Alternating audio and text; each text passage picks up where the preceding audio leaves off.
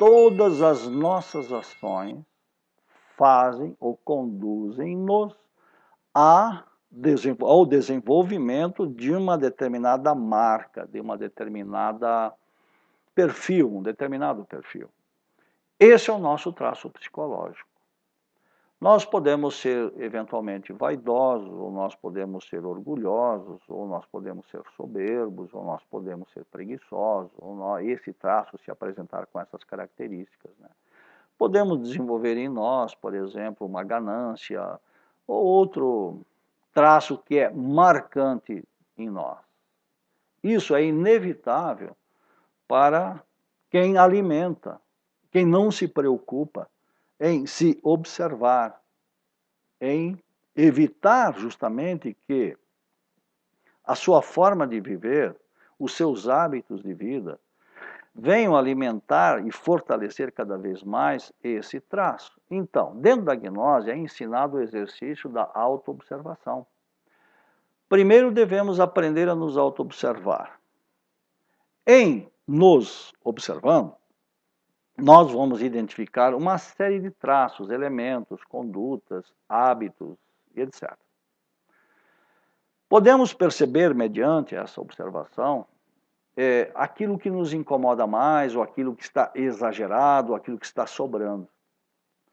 E, fazendo anotações em papel, em bloco, em caderno, podemos manter um registro diário daquilo que nós fazemos, daquilo que nos acontece, daquilo que a gente fala, daquilo que a gente pensa durante o dia. E com isso identificar o que é marcante em nós. Uma vez identificado isso, e se nós quisermos modificar, nós devemos então analisar e estudar.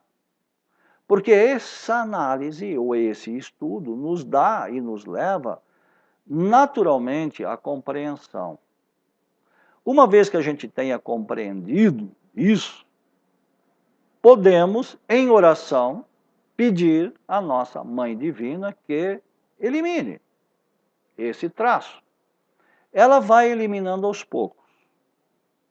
Às vezes a eliminação de um defeito pode tardar semanas e, se for muito forte, meses e até anos, porque esses grandes defeitos estão atrelados ao nosso karma. Então é um eu kármico.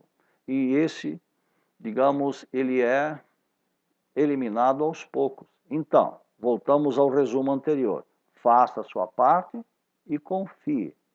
A sua mãe não vai te deixar. Sua mãe nunca irá te abandonar. Nós é que a abandonamos inúmeras vezes ao longo das existências.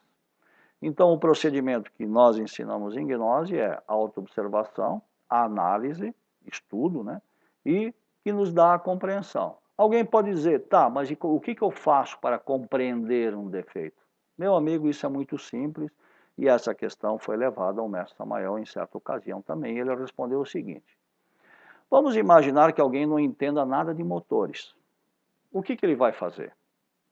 Ele vai por aí buscar revistas, artigos em jornais, publicações técnicas, livros técnicos, e vai começar a estudar um pouco do que é e como funciona um motor, seja um motor de automóvel, de moto, de avião, o que quiser estudar. E ainda diz o mestre, sem esquentar muito a cabeça, sem quebrar muito a cabeça, simplesmente vai lá e estude. Ora, como é que nós estudamos um defeito? Observando nossa conduta, observando nossa maneira de falar, nossa maneira de nos relacionarmos, também observando o que os outros fazem, mas não para acusá-los, mas sim para vermos-nos de corpo inteiro na conduta alheia. Então, isso aí nos dá um precioso material psicológico que nos permite, então, compreender. Simplesmente, a compreensão é um fenômeno natural, é um fenômeno psíquico que se dá naturalmente, criadas as condições psicológicas para isso. Tendo essa compreensão, esse insight, em oração é só dizer, mãe, entendi isso aqui, não vou mais fazer, não quero mais fazer. Pode eliminar? Ela vai eliminando aos poucos. Não é uma eliminação radical e instantânea. Aos poucos.